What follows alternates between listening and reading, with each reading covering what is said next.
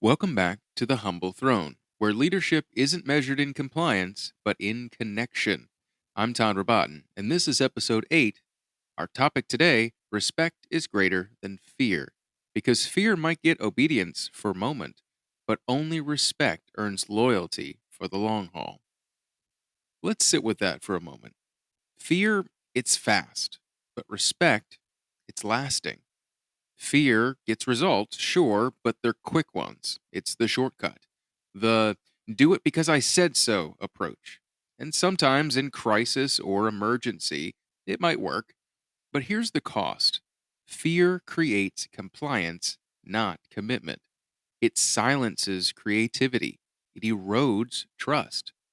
Respect, on the other hand, it's slow, it's earned, it's relational.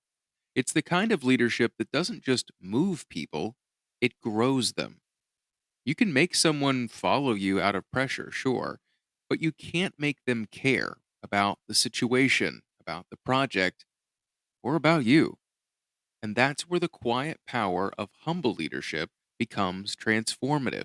When people respect you, they don't just follow orders, especially not blindly, but they carry the vision with you. They challenge you. They stay when things get hard instead of run out of fear. Let's name the difference here between what we'll call fear based and respect based leadership, because there's a big difference. Fear based leadership says, don't mess up. I'm watching you. Your worth depends on your results.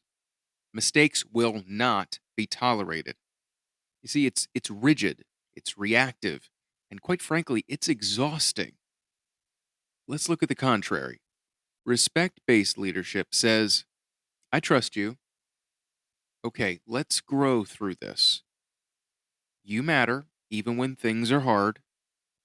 Mistakes are a part of mastery. We'll get there. You see the difference? It's steady, it's human, it's sustainable, and quite frankly, it's refreshing. But do you see the shift? Fear may create short term wins, but it also breeds anxiety, self censorship, and high turnover.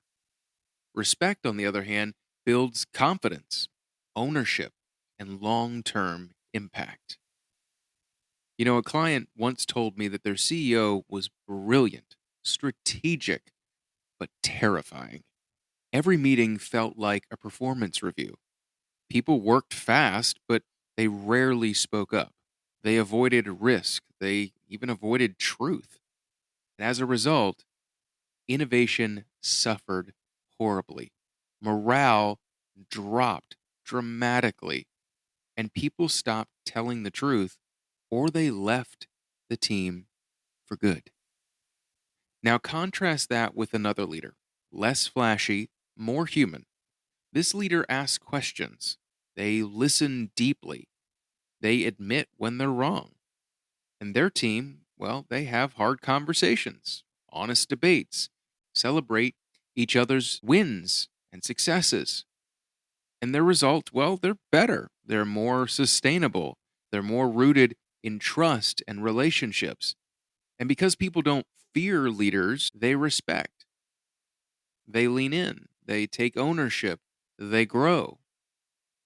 You see, respect starts with how you speak, how you listen, how you treat people when no one's watching.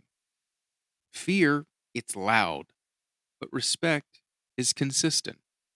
Fear says, I need control. Respect says, I offer trust. And the humble leader, they know the difference. They know that influence isn't about pressure, it's about presence. It's not the loudest voice in the room, it's the one people turn to when things get hard and they don't know what else to do. Here are your humble truths for today. Number one, fear controls behavior, respect shapes the culture. See, fear might get people to act, and most times it does, but respect gets them to care holistically. Number two, intimidation fades quickly, but integrity lasts for a lifetime. The legacy of fear is resentment, while the legacy of respect is trust. And number three, people don't follow perfection, they follow humanity because vulnerability isn't weakness, it's leadership. So here's your reflection. When you're in leadership and you make a mistake, is there silence for success? Is your team quiet because they're aligned? Or are they quiet because they're afraid? And what might shift if you led from earned respect and not forced compliance? Would they speak up? Would they innovate? Would they ask questions? Would they feel heard? Now, before we close, here's a practice we can all try this week. Simple, but powerful. We'll call this one the respect check in. At the end of your day, ask yourself these questions. Did I listen more than I spoke today? Respect begins with presence. Were you truly available for others? Did I affirm someone's effort, not just their outcome? Because respect sees the process. Who did I acknowledge for showing up, even if the results weren't perfect? And did I lead with curiosity instead of control?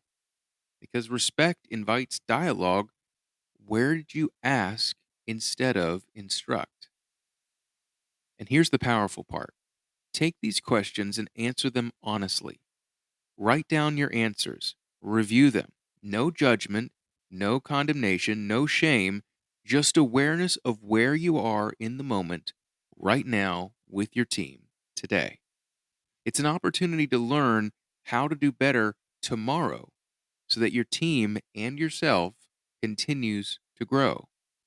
Because the leaders who earn respect, they practice it daily, consistently, and authentically.